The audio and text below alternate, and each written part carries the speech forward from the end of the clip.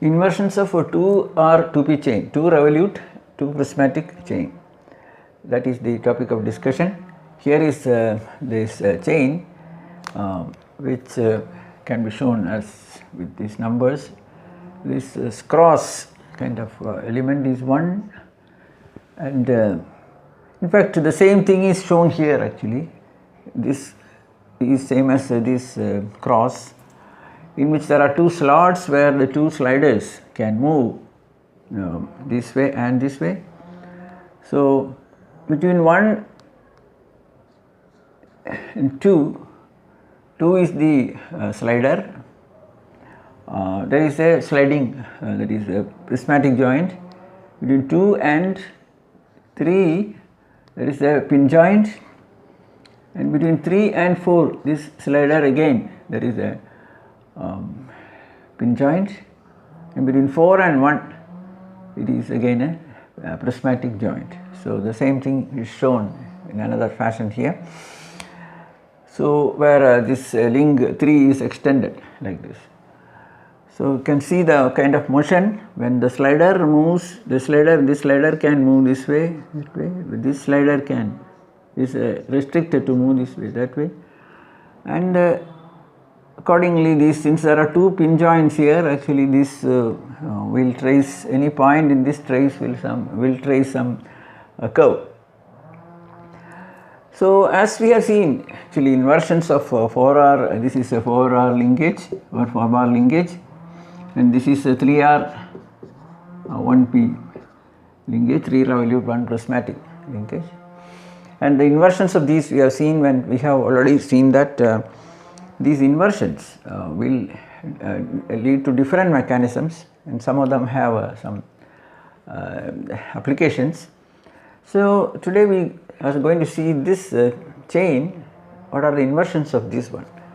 So let us first of all represent them, this chain, as a block diagram kind of thing, where these these are the links 1, 2, 3, 4, and you see that between 1 and 2 it is a revolute joint, prismatic joint between 1 and 2. Okay. Between 2 and 3 it is a revolute joint. 3 and 4 is again a revolute joint, and between 4 and 1 it is again a prismatic joint. So that's why you call it 2P, 2R or 2R-2P mechanism. Of course, there is another way of arranging this, that is as RP mechanism, because revolute, prismatic, that order. So that is a different linkage, and there are inversions of that. We are not discussing that. In fact, if you consider this also, this will cover these 4 bar links or 4 link mechanisms, all types actually, 4R, 3R-1P, 2R-2P and RP-R2. So let us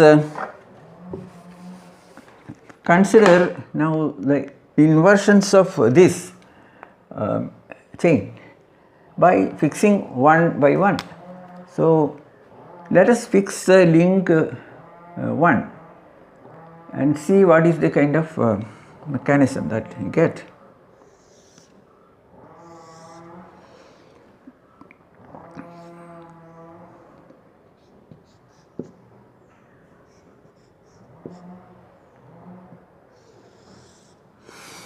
So this is 1, 2, 3, 4.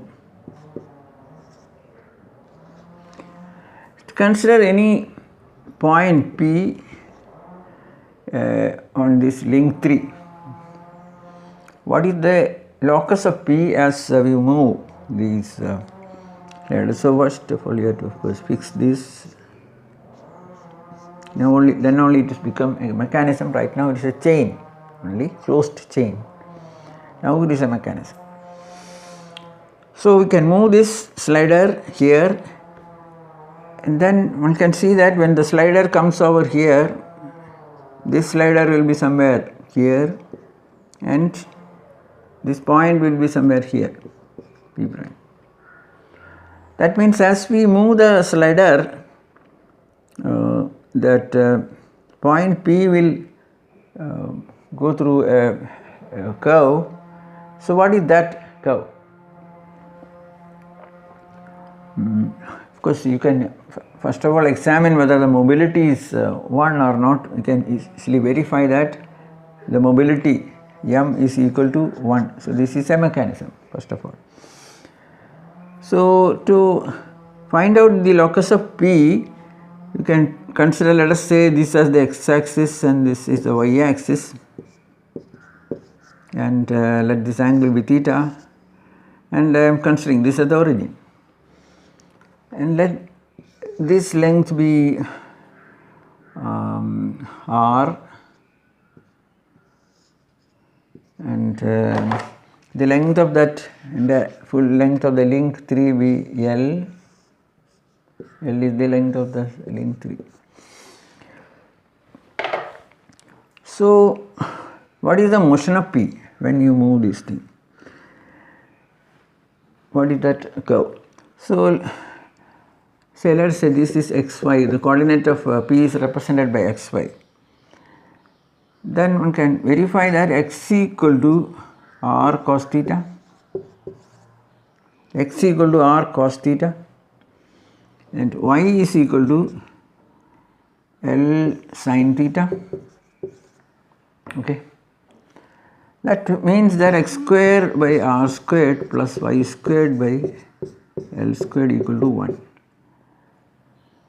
which is an equation of an ellipse with r as the semi minor axis and L as the semi major axis, and that means that this point P will trace an ellipse, with the r as the semi minor axis and L as the semi major axis. So this device, you can call it as an elliptic trammel, and this can be used for drawing an ellipse. If you attach a pen here and beneath that is a paper, means you can do ellipse, and in fact any point here will trace different ellipses. And there is a special case of ellipse, degenerate case, where this will become a circle. That is, which is that point on the link 3, which that moves in a circular path. And you can find out. So that is the first inversion of the 2R-2P chain. Of course, we don't use it nowadays for drawing ellipse, because you have so many other sophisticated drawing tools, but it can draw an ellipse. A family of ellipses can be generated with this. Okay, so corresponding to this one, when one is fixed, actually this is the kind of symbol, then this is the mechanism, symbolic representation of that. Okay.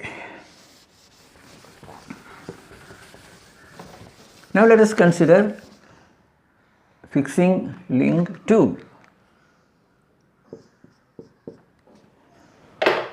Again, that is shown in another fashion.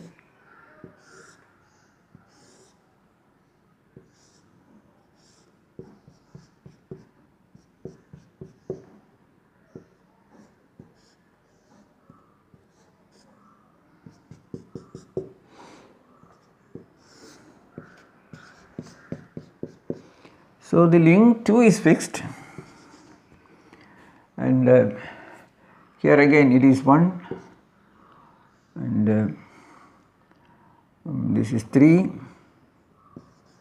and 4.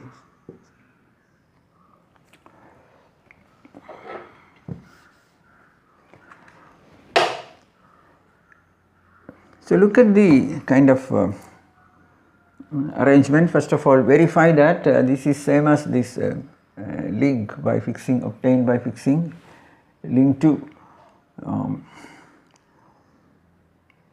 Okay. And this rotates, this will reciprocate because of this arrangement. This is called as Scotch yoke mechanism.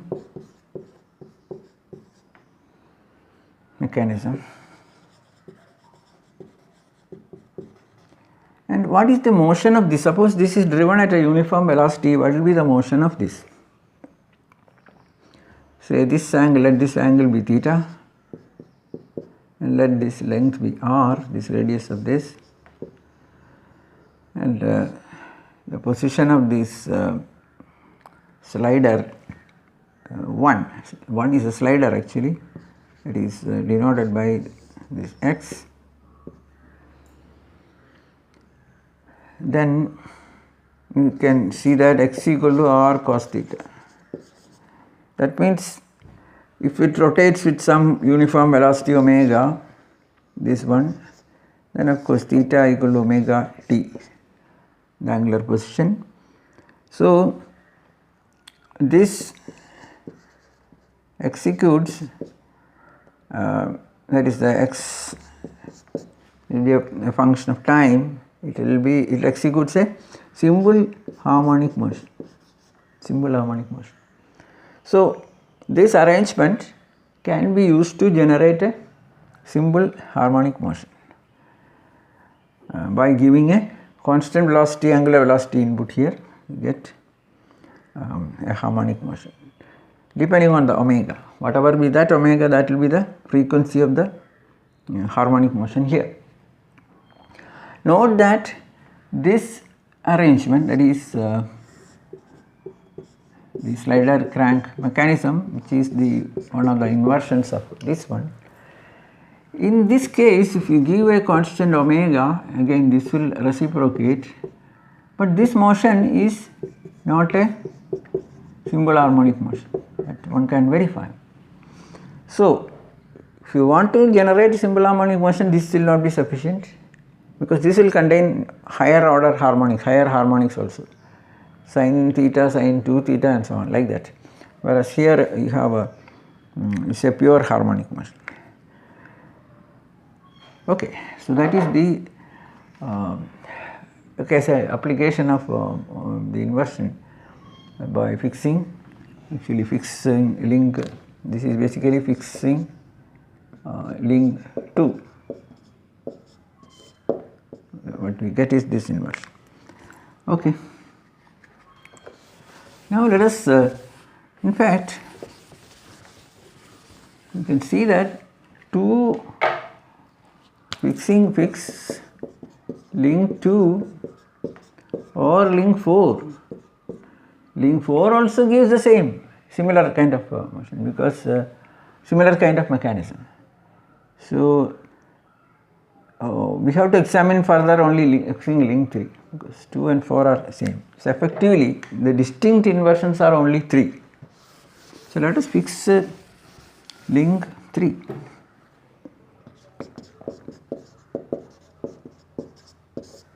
So we can show it here like this. Okay. So that this in this arrangement I can one can show it like this. This is 3, 1, 2, 3, 4.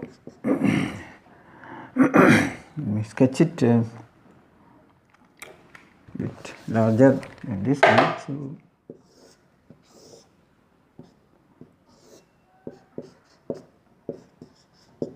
So 3 is fixed. What is the 1, 2, 3, 4? What is the kind of mechanism you are getting? See that the moment you are fixing one link, the other link is released. So what type of motion it will result? See the connections here between 3 and 2, the connection is like this, whereas between 1 and 2, the connection is a prismatic joint. So, let us see this when you give a rotation to or rather, what is the motion possible for these links 2 and 4? 2 and 4 are attached to link 3 in this manner, and 3 is fixed. So, the only motion possible for 2 and 4 is pure rotation about this axis, these axes. So, 2 can rotate about this axis. So, when 2 rotates like this, you see that 2 and 1 are aligned with this prismatic joint. Therefore, whatever be the angular motion of 2, that will be the same as the angular motion of 1. And that is the case here also, because the 4 is free to rotate about this fixed axis, and the angular position of 4 and angular position of 1 should be the same. That implies that whatever is the rotation, so rotation theta for link 2, that should be same as that of link 4 actually. So, one can think of actually transmitting, when you give an input here, a pure rotation, which only pure rotation one can give, pure angular motion can, if you give, then that will be transmitted to this link 4, same angular motion via this link 1. So, let us see an application of this where, say, suppose you have 2 shafts, want to transmit motion between 2 shafts which are parallel angular motion. This angular movement is to be transmitted from one to other. They are not collinear. The rotation of this has to be given to this one with some connection, some coupling. Then what can be done is, using this arrangement, this mechanism, we will actually make this one part of, that is, this one will be actually this 2 and of course this 3 is fixed, and this the other shaft is actually 4, is 4, and again this is the same as 3, and then we will bring in another element, that is 1 in between, in such a way that this will transmit motion from rotary motion from here to here. So, I will sketch it. See, the application of this, the same mechanism is drawn in this way, where see that the 2, the link 2, which is this shaft, that is this end of that is made in this form, and similarly the link 4, which is actually this shaft, the end of that is made in this form. You can see that what comes in between is link 1, this is link 1. So, this one, actually there is a groove here which is running this way, and that this projection, this link can fit in that groove. Similarly, there is a projection here, vertical projection here, protrusion here, and that can go into this groove on the other side of this link. So, this one can actually be fitted in between, exactly fitted, so that the motion between 2 and 1 will be a sliding, pure sliding motion, that is a prismatic joint, that is 2 and 1 will be a prismatic joint as in this case. Similarly, the motion between 4 and 1 also this between this and this also there is a relative sliding possible. So when this is fitted in between, then that arrangement will be same as this one. That means this, whatever rotation of this, that will be identically transmitted to this one, that will go to this one. So the same rotation will be given to the shaft. So you can connect two shafts which are parallel but not collinear and transmit the same angular velocity from one to other. So this is called Oldham's coupling.